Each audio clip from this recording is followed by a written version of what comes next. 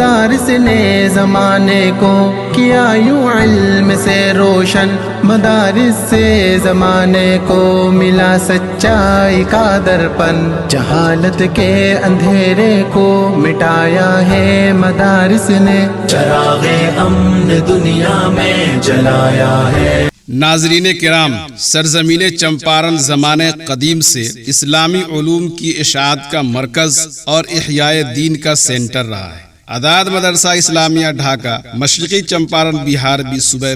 بہار کے ان قدیم مراکز میں سے ایک ہے جس کی بنیاد آزادی ہند سے قبل رکھی گئی۔ یہ مدرسہ ہے تیرا میں کدا نہیں ساقی،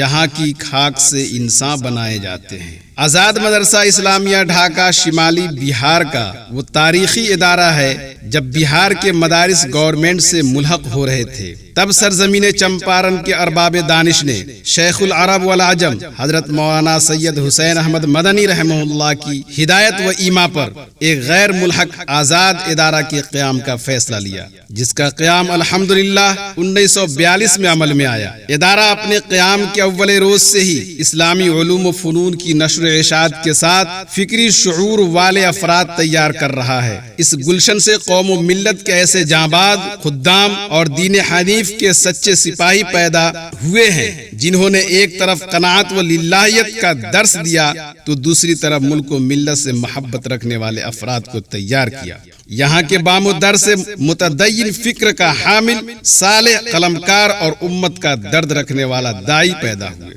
جن کی خدمات کا دائرہ نہ صرف ملک ہندوستان پر محیط ہے بلکہ ان سے عالمی سطح کے علماء و صلحاء استفادہ کر رہے ہیں۔ حضرت مولانا حبیب اللہ صاحب مہاجر مدنی رحمت اللہ علیہ اسی پاکیزہ ماحول کے درخشندہ ستارے تھے جو شیخ الحدیث حضرت مولانا محمد زکریا صاحب کاندھلوی رحمت اللہ علیہ کے علوم و معارف کے امین بن کر عالم افق پر چمکے، جن کی تالیفات سے ہزاروں تشنگان علوم سیراب ہو رہے ہیں۔ سماحت الشیخ ڈاکٹر محمد لقمان سلفی کو فکری شعور اور علمی پختگی اسی ادارے سے حاصل ہوا، جنہوں نے سینکڑوں مکاتب و مساجد کے علاوہ اسلامی علوم کا ایک ایسا عظیم سینٹر جامعہ امام ابن تیمیہ کی شکل میں قائم کیا جس کا فیض تا حشر عام رہے گا۔ حضرت مولانا محمد مدھر صاحب مظفر پوری، خلیفہ و مجاز حضرت مولانا محمد زکریا صاحب کاندھلوی رحمت اللہ علیہ جیسے متبحر عالم نے اس چمنستان علم و فن سے کسب فیض کیا،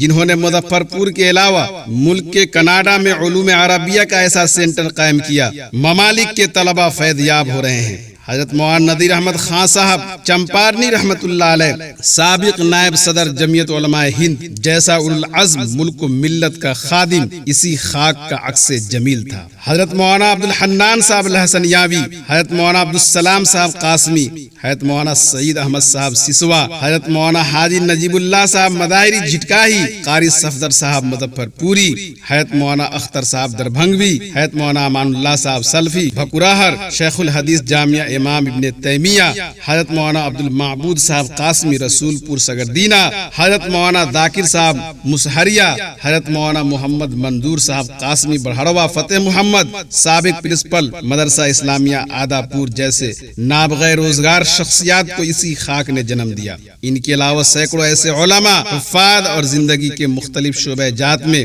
کام کرنے والے ڈاکٹروں، انجینئروں کی ایک لمبی فہرست ہے جنہوں نے اس ادارے سے فیض حاصل کیا۔ عداد مدرسہ صرف ایک علمی، روحانی اور تہذیبی تربیت گاہی نہیں بلکہ سماجی خدمات کا وہ عظیم سینٹر ہے جہاں علاقے کے پیچیدہ اور درپیش مسائل کو حل کیا جاتا ہے، محکمہ شرعیہ کے ذریعے آئلی مسائل کو حل کیا جاتا ہے۔ اسی طرح مسلمانان ہند کا سب سے قدیم، متفقہ اور فعال تنظیم جمعیت العلماء ہند شاخ چمپارن کا دفتر ادارہ کی تاسیس سے ہی یہاں قائم ہے، جس کے روح رواں مدرسہ کے اول صدر مدرس حضرت مولانا زبیر احمد صاحب قاسمی تھے، جس کے ذریعے سینکڑوں نہیں ہزاروں ملی و سماجی گتھیاں سلجھائی گئی۔ سامعین اعظام، آزاد مدرسہ اسلامیہ ڈھاکہ کے بانیان میں جہاں حضرت مولانا امداد الہی صاحب ملڈی کا نام سر فہرست ہے، وہیں جناب حاجی شجاعت حسین جھٹکاہی جناب حاجی رحمت اللہ صاحب عرف نتھو بابو لہنڈھا کا، جناب مولانا عین الحق صاحب اور جناب مکھیا عبدالسلام صاحب بلوا کا بھی تذکرہ آتا ہے۔ ادارہ کے اول ناظم حافظ محمود عالم صاحب رحمت اللہ علیہ نے اپنے تدبر اور حسن نظام سے ادارہ کو بام ثریا تک پہنچا دیا۔ آج الحمدللہ علوم عربیہ کے علاوہ ہندی، انگریزی، حساب، سائنس کی تعلیم ہو رہی ہے۔ 350 سے زائد طلبہ تعلیم و تربیت سے آراستہ ہو رہے ہیں۔ 1 کروڑ سے زائد سالانہ خرچ ہے جو اللہ کے فضل اور آپ تمام حضرات کے تعاون سے پورا ہو رہے ہیں۔